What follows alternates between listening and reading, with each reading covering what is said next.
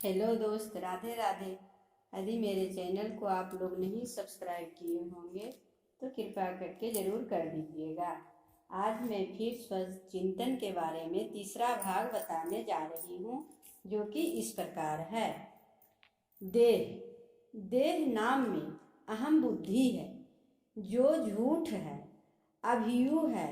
अतः हमें अपने को सतत आत्मा में समझ स्थिति व आत्मरूप देखने की चेष्टा करनी चाहिए। नाम आलोचना से ना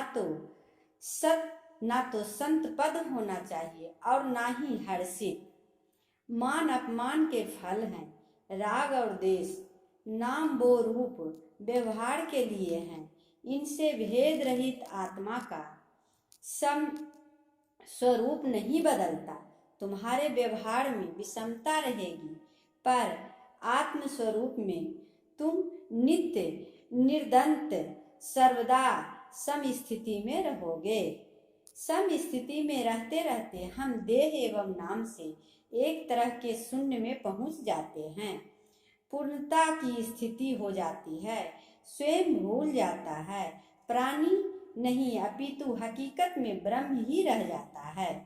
जो प्राणी पूर्ण है अर्थात चेतना रहित है, वह ना तो अपने शरीर के विषय में सोचता है और ना तो उसे कोई इच्छा ही घेरती है। ऐसा इसलिए होता है क्योंकि उसे अपनी अर्थात प्राणी के रूप में कुछ भी अनुभव नहीं हो पाता है। वह तो आत्मा रूपी सूर्य में खो जाता है और सूर्य के प्रकाश की उष्णता में अर्थात प्राणी के बोध को ही खत्म कर देती है। वह ये नहीं जानता कि मैं एक मनुष्य हूँ। विरल वायु की तरह वह ब्रह्मांड बन जाता है, जहाँ न जन्म है न तो मृत्यु ही। और सच पूछिए तो प्रकृति को ही अपने नियंत्रण में कर लेता है।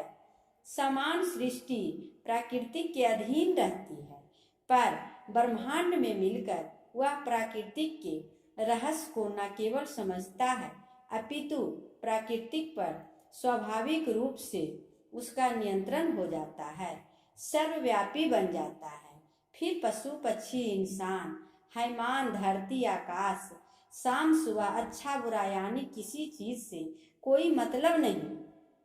ठीक उसी प्रकार जैसे हवा, हम हवा के बगैर जीवित नहीं रह सकते और यह सदैव प्रभावित भी है। फिर भी हम इस पर गौर करने को तैयार नहीं हैं। यद्यपि यही प्राण है। ग्रंथों के अध्ययन से ज्ञान वर्धन होता है, आत्मज्ञान नहीं होता। आत्मज्ञान सिर्फ आत्मा से ही होता है। आत्मा से ही आत्मज्ञान होता है और आत्मा से ही आत्मा को शक्ति मिलती है।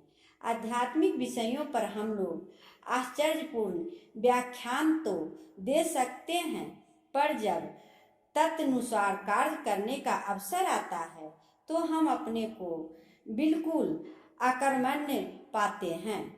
आत्मा को जागृत करने के लिए ऐसी शक्ति दूसरी आत्मा की शक्ति से मिल सकती है। जिस आत्मा से हमें यह शक्ति मिलती है उसे गुरु या पीर कहते हैं, और जिस आत्मा को यह शक्ति मिलती है उसे शिष्य अथवा मुरीद कहते हैं।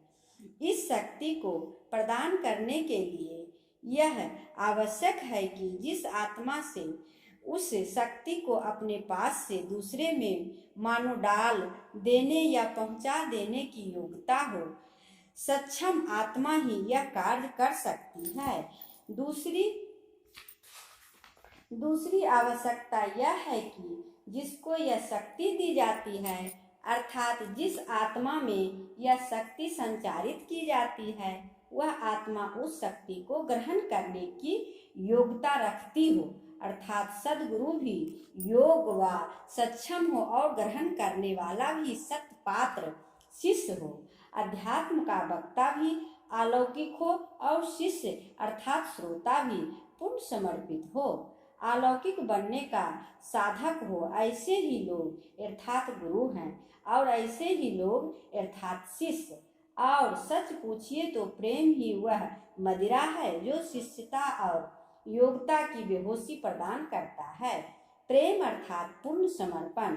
मूल ध्यान गुरु रूप है, मूल पूजा गुरु पाँव, मूल नाम गुरु वचन है, मूल सत्य सतभाव। सुमिरन सुरित लगाई के, मुख के कुछ ना बोल, बाहर के पट देख के, अंदर के पट खोल।